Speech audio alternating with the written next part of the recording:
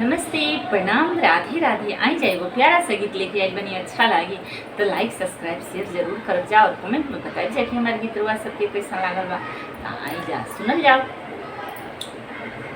भांग ना पिसाई हमसे, भांग ना पिसाई हमसे, लोढ़ा ना घिसाई, मोरी कलाई बथता, भोला जी रखली न दाई, मोरी कलाई बथता, भोला जी रखली न दाई, मोरी कलाई बथता।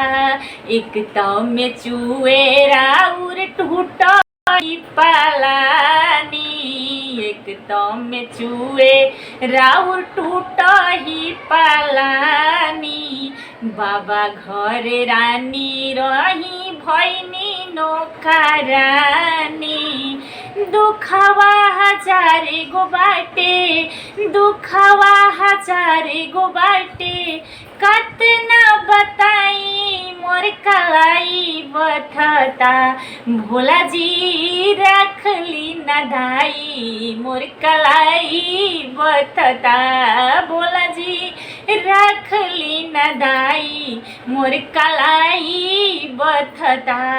रौरात भांग पी के रहिला मगन जी, रौरात भांग पी के रहिला मगन जी, रौरा से बियाह के भैनी हम तंग जी।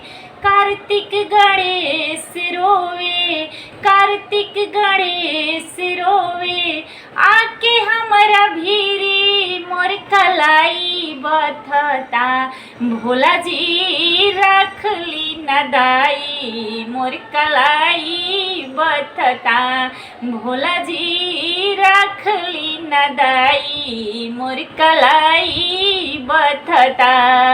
एक मन करे हम जाई अपना नैहर, जाई हम नैहर स्वामी तबे तो बुझाई, पर्वत पर होला स्वामी, पर्वत पर होला स्वामी, बड़ी दुखदाई, मोर कलाई बथता, भोला जी रखली न दाई, मोर कलाई बथता, भोला जी रखली न दाई, मोर कलाई बथता।